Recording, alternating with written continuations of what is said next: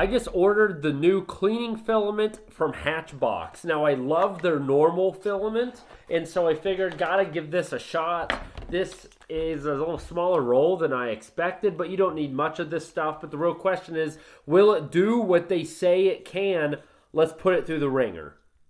The reason you want to use cleaning filament in the first place is to clean your nozzle, eliminate clogs, and remove debris from your printing head. This will increase the lifespan of your nozzles, increase the quality of your prints, and extend the life of your 3D printer. So they say. To test this, I'm going to show you some old nozzles I've had for years. Excuse the poorly focused videography, but you can at least see that each nozzle has a bunch of dried filament and gunk in there.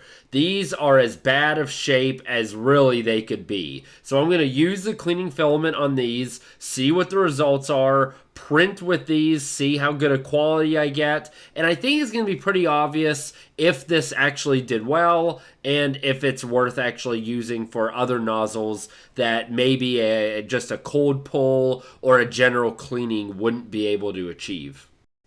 You use the cleaning filament by heating your nozzle to the recommended temperature, which is about 180 to 300 degrees Celsius, then just feed the filament through. On this Ender 3, I literally just push it through. You can see that the red filament starts to extrude, and then you're going to see more and more white. That is the cleaning filament. That's essentially cleaning the nozzle. I will say the filament feels like a cleaning substance. It's bouncy, slippery-like, and really honestly reminds me of soap, just thankfully without the suds. You can also do the cold pull method, and thankfully Hatchbox has a step-by-step guide on both of these methods right on their website. I took all the nozzles I showed you earlier and pushed the cleaning filament through. Now for the 0.2mm nozzle, I didn't really see much, but I rarely use this, so maybe it wasn't very messy to begin with. Then we have the 0.4mm nozzle that we showed in the video earlier, and we see a gradual transition from fully red filament to lighter red to white. Nothing really to note here, just a nice feed-through cleaning of your nozzle. Then we get to another nozzle that had red filament, and we see a quick transition from red to white. However, it's really hard to tell, but there is a darker black color in this filament. This is leftover filament, probably black, or maybe it's some grease or grime that was left over in the filament in the nozzle and had never been cleaned. That's really cool to see and makes me feel like this is actually doing some good in terms of cleaning the nozzle. Next, we have another interesting case where we start with purple filament, and then as I push through the cleaning filament, I stopped and then pushed more, and I kept finding some purple filament that extruded out. Had I slowly pushed the cleaning filament through in just one go, I don't know if I would have gotten all of the residual purple filament, but I found it interesting that only after I pushed the cleaning filament through, stopped, pushed a little more through, I kept getting more and more of the residual purple filament out of the nozzle.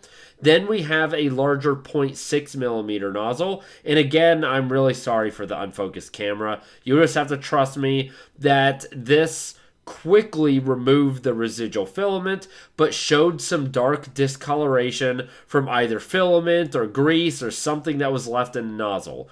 I really don't think I would have gotten this out with just running any plain filament through the nozzle. So potentially this is a huge plus for the cleaning filament specifically. And then something very similar here. The filament that was left in the nozzle was actually pink, which again, if you can fight through the unfocused camera, you can see that there's pink and then regions of purple and black. That was the remains of other filaments I used several prints ago before I used the pink filament that was just stuck in the nozzle. I was shocked to see how much other filament and colors was in the nozzle, honestly. So ultimately, is the Hatchbox cleaning filament worth it? So one thing I can say without a doubt is that it performs well. It gets gunk and grime out of your nozzle. It cleans your nozzle fully of any previously used filament. It does perform well. That's without a doubt.